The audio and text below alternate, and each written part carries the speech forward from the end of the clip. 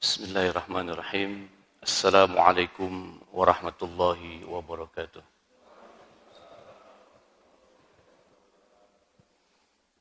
Alhamdulillah wassalatu wassalamu ala sayyidina Rasulillah Muhammad ibn Abdullah wa ala alihi wa ashabihi wa mawala wa ba'd. Hadratal mukarramin, segenap sidang salat subuh yang senantiasa dalam rahmat dan lindungan Allah Tabaraka wa Ta'ala. Semoga di pagi hari yang baik ini, di tempat yang mulia ini, Allah Subhanahu wa Ta'ala mencurahkan kepada kita semua rahmat dan kasih sayangnya, dibukakan pintu hati kita sehingga dapat menerima hidayah dari Allah Subhanahu wa Ta'ala, yang mana hidayah itu menjadikan satu cahaya dalam kehidupan kita sehari-hari agar kita mampu untuk meningkatkan kualitas iman dan takwa kita kepada Allah Subhanahu wa Ta'ala. Amin ya rabbal alamin. Hadirin bapak-bapak, saudara-saudara, sebagaimana biasanya pengajian rutinitas kita ini, yang mana di pagi hari ini kajian kita adalah kitab Mawa'izul Asfuriyah, yang mana dikarang oleh Syekh Muhammad bin Abi Bakar al-Masyhur bil Asfur. Insyaallah dalam kajian ini banyak kisah-kisah yang mungkin bisa kita ambil, kita petik menjadi pelajaran untuk bisa kita terapkan dalam kehidupan kita. Karena kebanyakan di antara kita yang lebih cenderung mengambil hikmah itu melalui cerita gitu. Makanya dari zaman dulu, dari nenek moyang kita sampai sekarang, itu biasanya suka bercerita. Apalagi kita cerita kepada anak-anak kita agar mereka memahami gitu.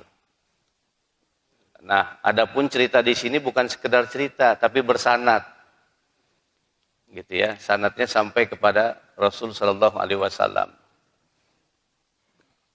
Dan sanad ini bisa dijadikan patokan, gitu, untuk bisa jadi kita contoh atau suri teladan, kita ambil hikmahnya.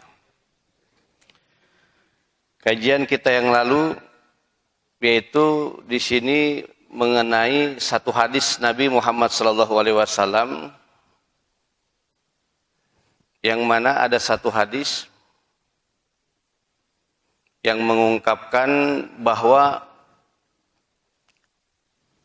orang yang berdosa tapi dia masih berharap rahmat dari Allah Subhanahu wa Ta'ala itu lebih dekat dengan Allah dibandingkan orang yang ahli ibadah tapi berputus asa dari rahmat Allah.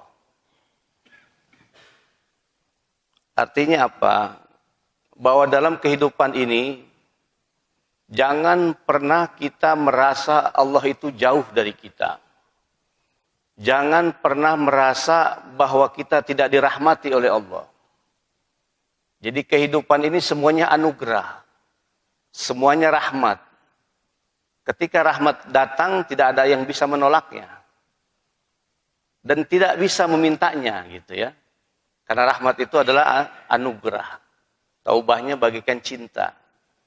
Orang tidak bisa meminta cinta kepada siapapun, tapi cinta itu datangnya dari Allah Subhanahu wa Ta'ala, sehingga dengan cinta itulah terjadi yang namanya kasih sayang. Nah, rahmat Allah inilah yang disebut dengan kasih sayang Allah kepada hamba-hambanya di alam dunia ini.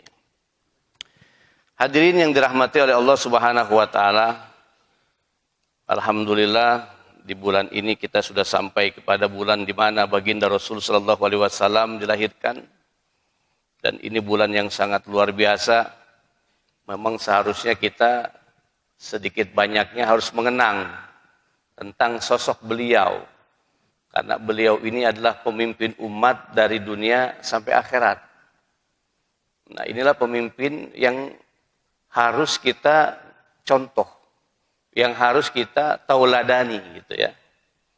Karena mungkin banyak pemimpin-pemimpin yang hebat, tapi jauh kehebatannya itu dibandingkan Rasul Shallallahu Alaihi Wasallam. Ada satu kutipan yang sangat menarik yang saya baca di kitab Aqdul Jawahir karangan Imam Ja'far Al-Barjanji bin Hasan bin Abdul Karim.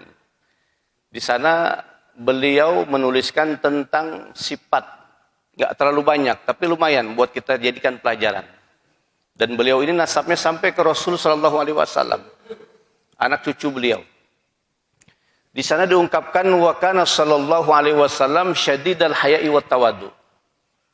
Rasul sallallahu alaihi wasallam itu sangat memiliki sifat yang pemalu. Dan pemalunya beliau itu, sifat pemalunya beliau melebihi sifat pemalunya gadis pingitan. Ada gadis yang paling malu sekali, keluar juga enggak mau. Tapi Rasul sallallahu alaihi wasallam memiliki sifat yang lebih daripada itu. Wat tawadu, dan beliau ini memiliki sifat yang rendah hati, enggak sombong. Enggak sombong, enggak merasa hebat. Padahal beliau adalah manusia yang hebat dan dihebatkan oleh Allah. Padahal beliau adalah manusia yang mulia, dimuliakan oleh Allah Subhanahu wa taala. Yakhsifu na'lahu wa yarqa'u thawbahu wa yahlubu syatahu. Yakhsifu na'lahu, baginda Rasul sallallahu alaihi wasallam ketika sendalnya copot talinya, beliau sambungkan dengan tangannya beliau sendiri. Padahal beliau luar biasa, melebihi raja. Sayyidul makhluqat, penghulunya para makhluk Allah. Sayyidul anbiya'i wal mursalin. Tapi beliau tidak gengsi. Dan ini yang dicontohkan beliau kepada kita semua, gitu ya. Wa yarqa'u thawbahu, Rasul sallallahu alaihi wasallam kalau bajunya robek, beliau jahit sendiri dengan tangannya. Beliau enggak senang merepotkan istrinya. Tidak senang merepotkan orang lain. Wala takunu kalla 'alan nas. Ada kalimat seperti itu. Janganlah kamu memberatkan orang lain, gitu. Selama kita masih bisa mampu untuk melakukan dari diri kita pribadi, lakukanlah dengan diri kita pribadi.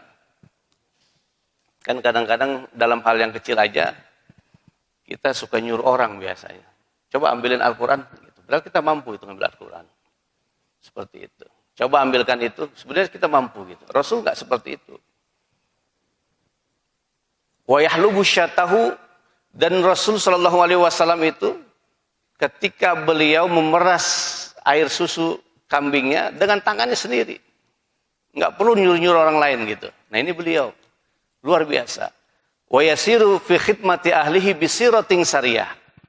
Rasul sallallahu alaihi wasallam itu sangat senang membantu segala kegiatan aktivitas rumah tangganya. Dan sangat bergembira ketika membantu urusan rumah tangganya, bantu istrinya. Bantu siapa saja yang ada di rumah tangganya dengan bergembira tanpa ada istilahnya rasa kegundahan atau kekesalan. Nah ini yang harusnya kita contohkan dalam kehidupan kita sehari-hari. Dengan siapapun saja yang kita hadapi. Baik di rumah kita, atau di tetangga kita, di sekitar masyarakat kita. Jangan ada yang namanya rasa gundah. Bismillahirrahmanirrahim.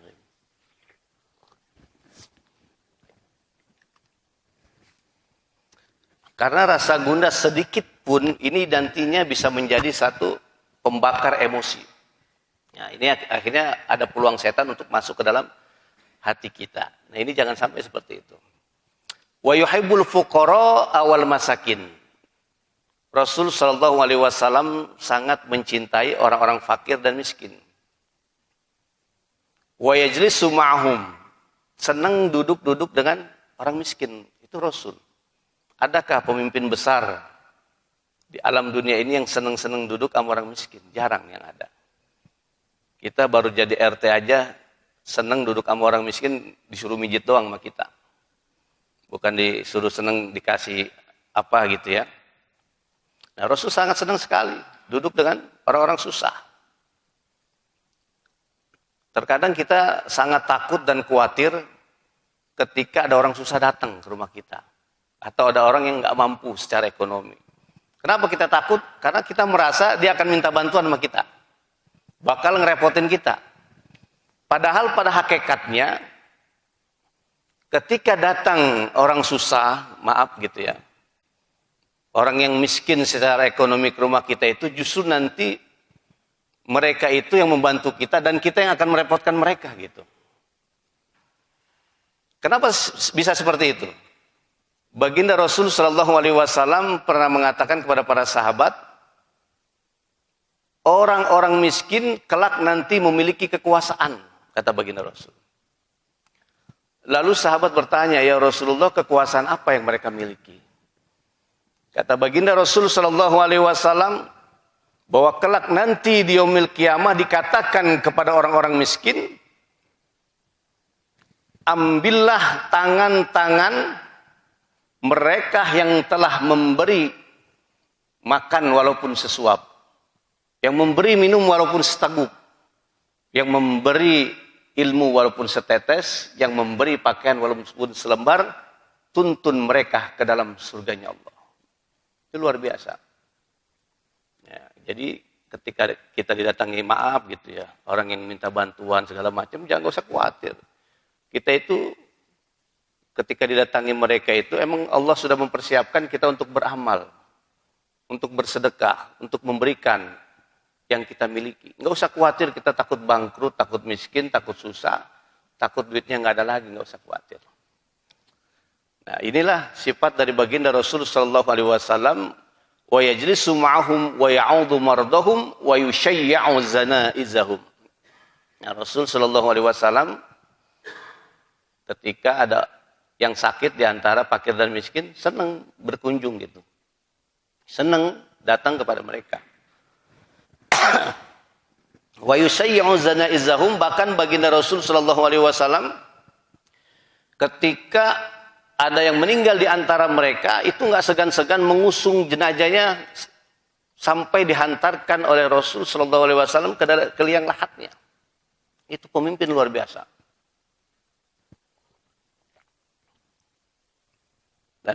Dan manusia tidak punya pemimpin yang hebat selain Rasulullah. Bahkan tokoh-tokoh besar itu mengagumi, walaupun mereka itu bukan seorang muslim, mengagumi sifat Rasul sallallahu alaihi wasallam. Hadirin yang dirahmati oleh Allah Subhanahu wa taala, kenapa saya cerita tentang sifat Rasul sallallahu alaihi wasallam? Ini sebagai pembuka kunci hati kita semuanya. Sehebat apapun kita, sekaya apapun kita, kekuasaan yang kita miliki, wewenang yang kita miliki, kalau tidak bersandar kepada sifat Rasul sallallahu alaihi wasallam, itu tidak akan ada nilai di sisi Allah Subhanahu wa taala. Sehingga beliaulah yang wajib kita contoh. Karena kalau bukan beliau siapa lagi gitu ya. Nah, kalau kita ingin mencontoh beliau, sudah barang tentu kita harus memahami sifat-sifat beliau yang mulia ini. Makanya di dalam berjanji itu ada kalimat anta iksir huwa ghali. Engkau bagaikan iksir yang mahal. Iksir itu banyak diartikan. Ada yang disebut dengan emas, iksir itu emas. Ada yang disebut dengan biang emas. Jadi Rasul sallallahu alaihi wasallam itu biangnya emas. Di mana beliau berada, di situ jadi emas. Gitu ya. Di mana beliau duduk, di situ jadi emas. Jadi bernilai, bahkan di sisi Allah pun bernilai luar biasa. Bukan main gitu ya. Makanya dulu pernah terjadi musyawarah besar para alimul ulama Timur Tengah. Nah, musyawarah besar itu dihadiri berbagai kalangan dari tokoh-tokoh agama yang memiliki otoritas. Nah, ketika terjadi pertemuan yang sangat luar biasa itu, ada seorang syekh yang bernama Syekh Muhammad Mutawalli Asy-Sya'rawi. Beliau mufassir al-muakhirin gitu ya. Nah, ketika sebelum dibuka acara bahsul itu, muktamar itu, Syekh Sya'rawi disuruh hadir, disuruh ke depan gitu. Disuruh ke depan, akhirnya beliau di depan hadirin semuanya itu, mengajukan satu pertanyaan. Kemanakah mengalirnya air bekas mandian jenazah Rasul Sallallahu Alaihi Wasallam? Karena Rasulullah Sallallahu Alaihi Wasallam itu apapun yang ada di beliau itu menjadi nilai. Nah, semua nggak ada yang bisa jawab gitu. Akhirnya diberi waktu selang 2 minggu. Ya. Nah, pimpinan muktamar itu profesor, dokter gitulah istilahnya ya. Itu sampai nggak berpikir, ini pertanyaan ini luar biasa gitu. Akhirnya beliau kebuka, mulai dari Quran, dari hadis, kitab semua nggak ketemu gitu. Artinya beliau mau mengambil istimbat, baik dari Al-Quran maupun hadis. Kemana ini? Gitu kan ya, arahnya kemana pertanyaan ini? Ternyata nggak pernah ketemu. Nah, ketika beliau capek, lalu beliau tertidur di meja di mana beliau membuka kitabnya itu, beliau bermimpi. Bermimpi didatangi Rasul Shallallahu Alaihi Wasallam. Nah, ketika beliau bermimpi didatangi Rasul, beliau bertanya, ya Rasulullah, ada pertanyaan yang aku akan ajukan kepadamu. Gitu. Di manakah bekas mengalirnya mandian jenazah engkau ya Rasul? Gitu. Nah, Rasul waktu itu bersama seorang membawa kindil. Gitu. Ada seseorang di samping Rasul membawa kindil. Kata Rasul, coba biar dijawab. Itu kan nama yang di samping Rasul. Dijawablah sama yang di samping Rasul itu. Bahwa bekas mandian jenazah Rasul Shallallahu Alaihi Wasallam itu dia diangkat oleh Allah Subhanahu Wa Taala ke atas langit dan diturunkan bersama turunnya air hujan, di mana setiap tetes ada bekas mandian jenazah Rasul Shallallahu Alaihi Wasallam, disitulah akan dibangun masjid. Gitu. Nah, akhirnya singkat cerita, si Syekh itu mendapatkan jawabannya gitu ya, mendapatkan jawabannya. Ketika dibuka lagi muktamar itu segala macam, dijawablah Syekh itu bahwa bekas mandi jenazah Rasulullah SAW itu diangkat oleh Allah Subhanahu Wa Taala ke atas langit, dan setiap tetesnya itu yang jatuh ke muka bumi, maka di situ akan dibangun masjid. Gitu. Lalu si Syekh Syarawi itu berkata, apakah yang memberikan penjelasan ini orang yang membawa kindil di samping Rasul? Itu kaget profesor, ternyata beliau gitu. Nah, inilah daripada karomah para aulia Allah. Artinya apa? Artinya begitu istimewanya Rasulullah SAW di hadapan Allah, apalagi di hadapan para makhluknya. Boleh jadi masjid yang kita duduki di sini ada di antaranya bekas daripada mandian jenazah Rasulullah SAW. Dan inilah kemuliaan baginda Rasul, sehingga kita bisa ibadah, kita bisa taat, bisa melakukan kebaikan, yang mana kebaikannya ini akan bermanfaat buat kita semua di yaumil qiyamah kelak gitu ya. Apa gunanya hidup kita kalau kita tidak berarti di hadapan Allah Subhanahu Wa Taala? Hadirin yang dirahmati oleh Allah Subhanahu Wa Taala, inilah sekelumit tentang baginda Rasul Sallallahu Alaihi Wasallam. Semoga kita semuanya bisa meneladani sifat-sifat beliau.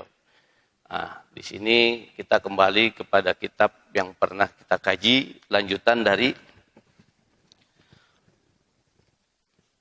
hadis Rasulullah Sallallahu Alaihi Wasallam, al-fajirur raji rahmatullahi ta'ala aqraba ilallahi ta'ala minal abidil muqnit. Al-fajirur raji, orang yang pendosa yang berharap akan rahmat Allah itu lebih dekat kepada Allah Ta'ala dibandingkan minal abidil muqnit, orang yang beribadah tapi selalu berputus asa gitu. Ibadahnya rajin, sholatnya rajin, zikirnya rajin gitu ya. Giliran nggak makan sehari gitu, putus asa gitu. Gimana saya ini dapat duitnya? Gimana? Itu jangan, nggak boleh gitu. Nah, dari hadis ini ada satu kisah. Wa ala hadza hikayatun anna rajulan mata ala ahdi Musa alaihi salam faqarahu an-nasa ghaslahu wa dafnahu li fisqihi fa akhadhu bi rijlihi wa tarahu fi mazbalah. Bersangkut paut dengan hadis ini ada satu kisah. Dan ada seorang laki-laki yang telah meninggal, telah mati di masa Musa alaihissalam, Nabi Musa alaihissalam.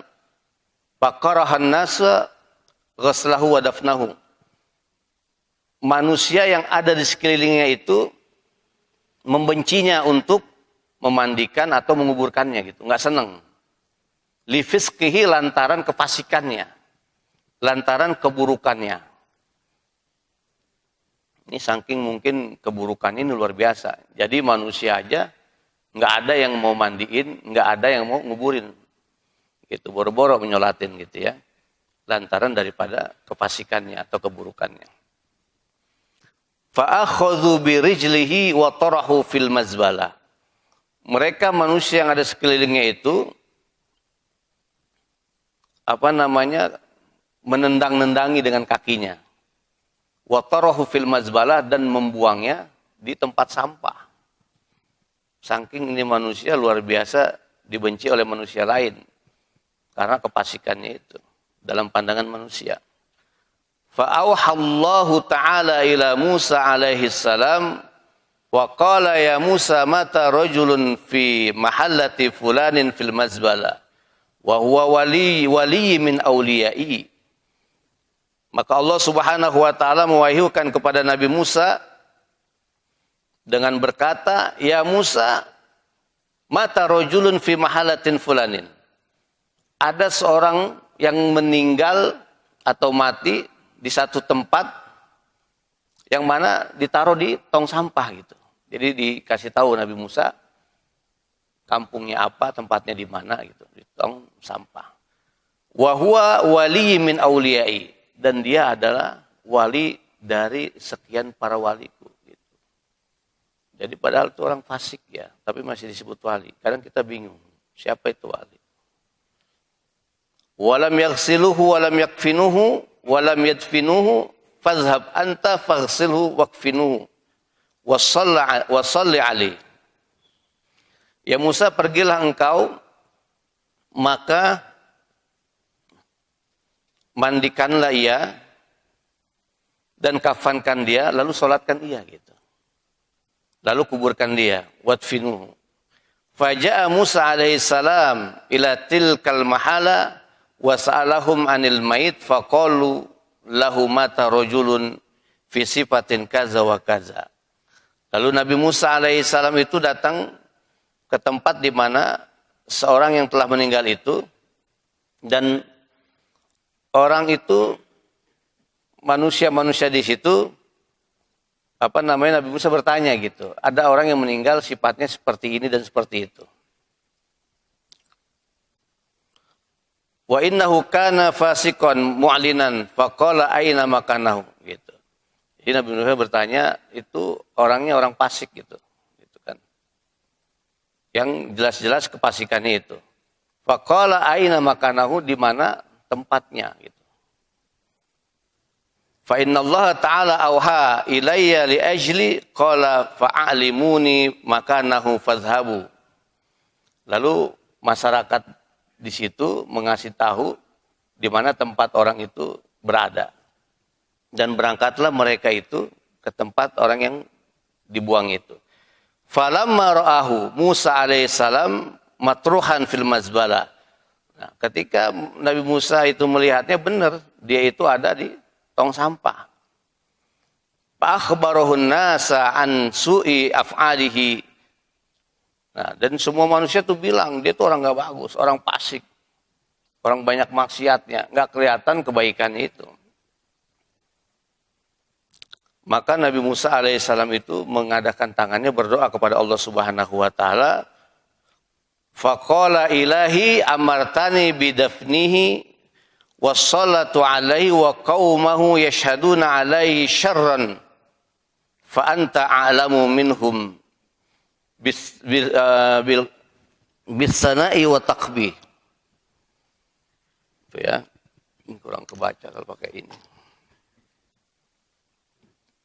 Nah, jadi Nabi Musa berdoa kepada Allah Subhanahu wa taala, ya Allah, engkau lebih mengetahui dari apa yang telah dilakukan makhluknya atas kebaikan atau keburukan. Fa'auhallahu ta'ala ilaihi ya Musa sadaqa qaumahu fi mahaku anhu. Maka kata Allah Subhanahu wa taala, ya Musa, mereka itu benar apa yang dikatakan mereka itu. Apa yang dikisahkan mereka itu benar tentang dia itu orang fasik. Min su'i af'alihi ghaira annahu tashfa'u ilayya 'inda wafatihi.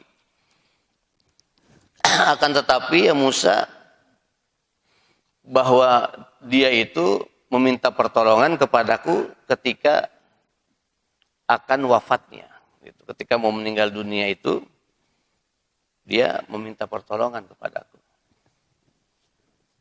Nah ini luar biasa Pak. Jadi Allah Subhanahu wa ta'ala itu rahmatnya lebih luas daripada azabnya.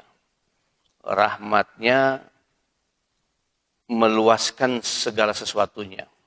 Bahkan kita sebagai umatnya Nabi Muhammad sallallahu alaihi wasallam itu, ini luar biasa. Kenapa dibilang luar biasa?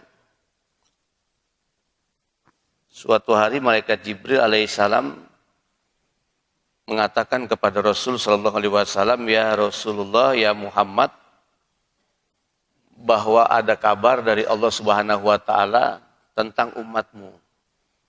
Apabila umatmu 1 tahun sebelum kematiannya ia bertobat, maka Allah akan mengampuni dosa-dosanya. Lalu kata Rasulullah, ya Jibril, jangan 1 tahun, kabarkan kepada Allah. Karena umatmu nggak akan mampu bertobat dalam jangka 1 tahun. Lalu dikabarkan lagi oleh malaikat Jibril bahwa umatmu apabila ia meninggal dunia, akan meninggal dunia 1 bulan sebelumnya, lalu bertobat, Allah akan ampuni dosa-dosanya. Kata baginda Rasul, ya Jibril, terlalu lama juga 1 bulan. Kesian umatku gitu. Akhirnya Rasulullah minta lagi, lalu turun malaikat Jibril, bahwa umatmu apabila akan meninggal dunia 1 minggu sebelumnya, Allah akan ampuni. Baginda Rasul katakan, terlalu lama juga 1 minggu. Nah, ini kasih sayang Rasul sallallahu alaihi wasallam kepada umatnya. Akhirnya disampaikan oleh malaikat Jibril bahwa umatmu apabila akan meninggal dunia, ia bertaubat 1 jam sebelum meninggalnya akan diampuni. Kata Rasul, termasuk lama. Gitu. Nah, akhirnya malaikat Jibril mengatakan lagi kepada Rasulullah bahwa dikabarkan oleh Allah Subhanahu wa taala, umatmu apabila ia akan meninggal dunia, baik 1 tahun, sebulan, 1 minggu, 1 hari, 1 jam, walam yugharghiru gharghara, ketika naik ruhnya naik turun, dia menatap rahmat Allah Subhanahu wa taala, memohon ampun kepada Allah Subhanahu wa taala, maka Allah ampunkan dosa-dosanya. Ini luar biasa gitu ya. Jadi umatnya Nabi Muhammad SAW sangat istimewa. Oleh sebab itu, dengan keistimewaan kita sebagai umatnya, jangan lupa untuk meneladani sifat-sifat beliau. Mari kita lanjutkan. Ya Musa, ketika dia akan meninggal dunia itu, maka dia memohon kepadaku bisalasati asya law sa'ala biha minni jami'il muznibin min khalqi la'ataituhu. Kalau seandainya semua makhlukku dari kalangan orang-orang yang berdosa dari hamba-hambaku itu, dari makhlukku kata Allah, maka akan aku berikan. Fa kaifa la urahimuhu wa qad sa'ala nafsah. Bagaimana aku tidak memberikan kasih sayang kepadanya sementara dia telah meminta untuk dirinya. Wa ana arhamur rahimin, dan aku adalah Tuhan yang Maha Pengasih lagi penyayang. Qala Musa ya Rabbi wa ma salasatu. Lalu Nabi Musa sallallahu alaihi wasallam bertanya, ya Rabbi, apa yang dipinta 3 perkara itu kepada orang yang meninggal dunia itu, yang dikatakan adalah orang-orang fasik. Qala Allah Ta'ala lima danat wafatihi, qala ya Rabbi anta ta'lam inni kuntu artakib al-ma'asi. Nah, lalu dia berkata kepada Allah Subhanahu wa taala ketika wafatnya, wahai Tuhanku, engkau mengetahui apa yang telah aku kerjakan. Inni kuntu artakibul ma'asi, sesungguhnya aku telah melakukan maksiat. Wa kuntu akrahul ma'asiyah, akan tapi saya ini enggak senang dengan maksiat gitu. Dia melakukan maksiat, tapi pada hakikatnya dia enggak senang sama maksiat. Fi qalbi, di dalam hatiku. Lakin ijtama'a fi salasati khisalin hatta irtaqabtu al-ma'siyah. Akan tetapi lantaran 3 perkara yang menyebabkan aku melakukan maksiat gitu. Jadi dia berdoa kepada Allah Subhanahu wa taala, "Ya Allah, aku ini melakukan maksiat tapi aku enggak suka." Dan yang menyebabkan aku melakukan maksiat ini lantaran ada 3 hal gitu. Ma'akarahatil ma'siyah, dengan dibarengi daripada perbuatan maksiat fi qalbi, dalam hatiku. Awaluha hawa nafsi warrafiqisu wa iblis laknatullah alaih. Jadi yang menyebabkan aku ini melakukan maksiat yang pertama lantaran hawa nafsu, syahwat. Nah ini bahaya buat kita semua, makanya hati-hati dengan syahwat itu. Syahwat itu bisa timbul lantaran gara-gara akal kita. Akal kita kalah dengan hati kita. Jadi terkadang kita berpikir itu dengan akal kita, bukan dengan, memang berpikir dengan akal. Tapi seharusnya diimbangi dengan hati kita, dengan keyakinan kita gitu. Yang pertama yang membuat aku berbuat maksiat itu adalah lantaran hawa nafsu. Warafiqusu, dan teman yang buruk, teman yang jelek, teman yang enggak bagus. Wa iblisu la'natullahi alaih, dan iblis laknatullah alaih. Ini 3 perkara yang mungkin bisa saja terjadi menyemplungkan kita dalam lembah maksiat itu lantaran hawa nafsu, lantaran teman, lantaran iblis gitu. Awalnya hawa nafsu. Karena iblis ketika menggiring kita kepada satu keburukan itu awalnya dari hawa nafsu kita dulu. Kita dikenali dulu dengan maksiat gitu. Dari hawa nafsu kita. Ketika kita sudah cenderung melakukan maksiat dan didorong ada teman-teman kita, pada saat itu iblis sudah nggak berperan gitu. Karena akhirnya yang berbuat dia sendiri. Makanya iblis nanti di yaumil qiyamah dia mengatakan ana bariun, saya ini bebas gitu. Saya nggak nyuruh kamu gitu. Cuman saya ngenalin kamu doang tentang maksiat. Yang melakukannya kamu, bukan aku gitu. Akhirnya iblis seperti itu. Wa hadhihi salasatu iltaqatni fil ma'siyah. Nah, inilah diantaranya 3 perkara yang menyebabkan aku melakukan maksiat. Fa innaka ta'lam minni ma aqulu faghfirli. Maka sesungguhnya engkau ya Allah mengetahui tentang aku, apa-apa yang aku katakan, maka ampunilah aku. Wasaniyatu qala ya rabbi innaka ta'lam bi anni irtaqabtul ma'asi. Ya Allah, ya Tuhanku, sesungguhnya engkau mengetahui bahwa aku telah melakukan maksiat. Wa kana maqami ma'al fisqah walakin uhibbu sahbata salihin.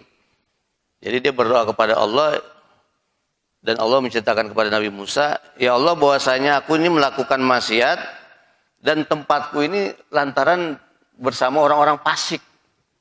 Akan tetapi aku lebih mencintai orang-orang yang soleh gitu. Jadi dia berada di tempat sesuatu bersama orang-orang fasik, lalu dia melakukan maksiat, tapi dia lebih senang kepada orang-orang yang soleh. Wahzuhdahum wal maqamu ma'ahum. Gitu. Jadi dia berdoa kepada Allah, dan aku lebih senang gitu bersama mereka dan duduk bersama mereka. Karena ahabbu ilayya minal fasikin, dan itu lebih aku cintai daripada aku bersama orang-orang yang fasik. Wasalasatu qala ilahi annaka ta'lam minni anna salihina kanu ahabbu ilayya minal fasikin hatta law istaqbalni rajulani salihun wa tarihun laqad mati hajjatu salih ala talih. Jadi begini maksudnya. Ketika dipertemukan kepadaku ini orang yang tolih, orang yang enggak soleh maksudnya, orang yang buruk akhlaknya, lalu dipertemukan kepadaku orang yang akhlaknya baik, aku itu lebih mementingkan orang yang soleh dibandingkan orang yang toleh gitu. Jadi walaupun dia berbuat maksiat, dia sangat mementingkan keperluan orang-orang yang soleh gitu. Memang dia nggak bagus, tapi dia mementingkan orang-orang yang soleh. Mungkin di dalam kehidupan nyata kita, banyak orang-orang yang kita anggap nggak bagus, ya maaf gitu. Ketika Islam diganggu, mereka yang turun duluan di lapangan. Gitu. Ketika Islam dihina, mereka yang turun duluan di lapangan. Marah mereka, terbakar hatinya. Mungkin dia nggak bagus akhlaknya, tapi ketika mendengar agamanya, walaupun dia nggak sholat, tapi dia marah. Nah, inilah boleh jadi orang-orang yang semacam itu yang mendapat rahmat dari Allah Subhanahu wa taala.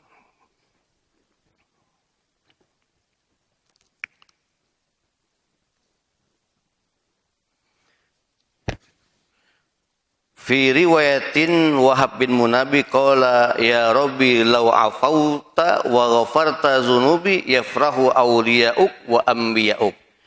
Ya Allah, seandainya engkau, menurut riwayat dari Wahab bin Munabi, ya Allah, seandainya engkau mengampuniku dan memaafkanku dari dosa-dosaku, yang demikian itu menggembirakan para walimu dan para nabimu.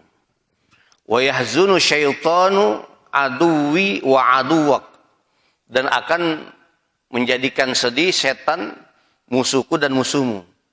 Walau azabtani bizunubi yafrahu syaitan wa a'wanuhu wa yahzunul anbiya wal awliya wa inni a'lam inna farhal awliya ilaika ahabbu min farhi syaitan wa a'wanihi faghfirli Allahumma innaka ta'lamini ma'akulu farhamni wa tazawwaz anni. Nah, lalu dia mengatakan bahwa apabila engkau ya Allah mengampuni dosa-dosaku, memaafkan aku, itu lebih disenangi oleh para walimu dan para nabimu. Dan apabila engkau mengazabku dengan dosa-dosaku, itu yang akan membuat setan dan teman-temannya setan itu lebih bergembira gitu ya. Jadi kalau engkau ampuni aku, itu menggembirakan para aulia dan anbiya dan membuat sedih para setan dan teman-temannya. Tapi apabila engkau mengazabku, maka yang demikian itu justru menjadikan sedih para aulia dan para anbiya dan memberikan kesenangan setan dan teman-temannya. Ini dia berdalih seperti itu, berdoa kepada Allah gitu. Maka Allah Subhanahu wa taala mengampuni orang itu. Farahimtuhu wa afautu farahimtuhu wa ghafartu lahu wa tazawwaz anhu fa inni raufur rahim khasatan liman aqarra bi dzambi baina yadayya. Maka kata Allah Subhanahu wa taala kepada Nabi Musa, maka aku rahmati dia dan aku ampunkan dia, aku maafkan dia, fa inni raufur rahim, sesungguhnya aku adalah Tuhan yang sangat pengasih dan penyayang, khasatan liman aqarra bi dzambi baina yadaya, khususnya itu bagi orang yang mau berikrar atas dosa-dosanya.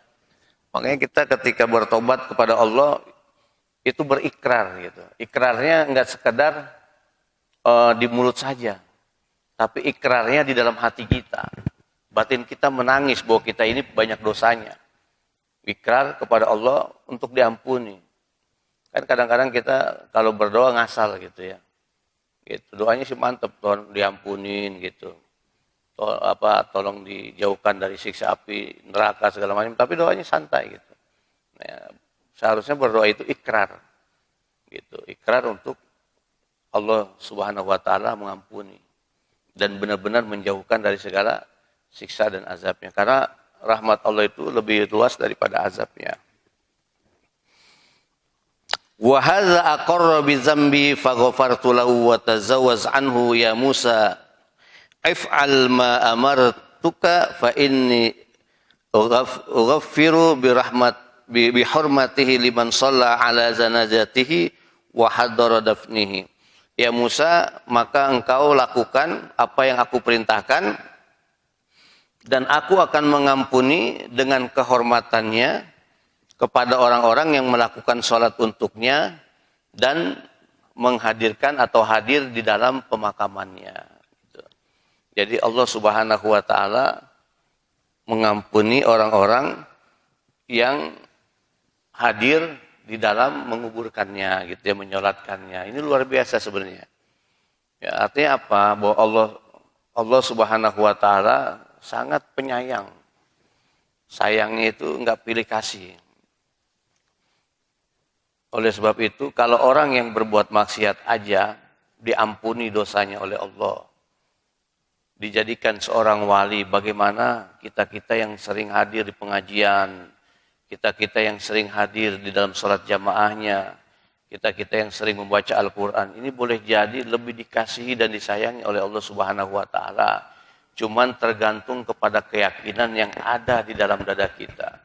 Semakin tingkat kehebatan ibadah kita, semakin hebat pula ujian dan cobaan yang datang silih berganti, dan semakin hebat pula bisikan iblis laknatullah alaih agar kita bisa tersingkirkan dari taatnya kepada Allah Subhanahu wa Ta'ala.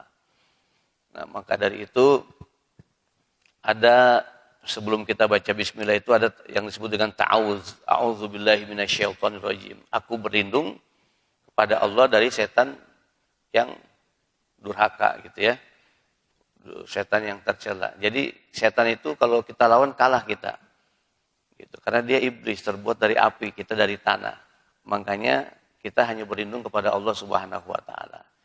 Hadirin yang dirahmati oleh Allah Subhanahu wa Ta'ala, mungkin di pagi yang baik ini, di tempat yang mulia ini, hanya itu saja kajian buat kita. Yang terpenting kita bisa menerapkan apa yang telah kita ambil, ilmu-ilmu dari asatid kita gitu ya. Baik yang tafsirnya, baik yang tentang fikihnya, baik yang tentang kisah-kisahnya dan lain sebagainya. Dan pengajian ini bukan berarti gurunya atau ustadznya yang di depan itu memberi nasihat untuk semua, enggak, tapi untuk pribadinya juga. Gitu. Jangan sampai kita ini enggak bisa memberikan nasihat menasihati. Sebagai muslim yang baik, saling nasihat menasihati.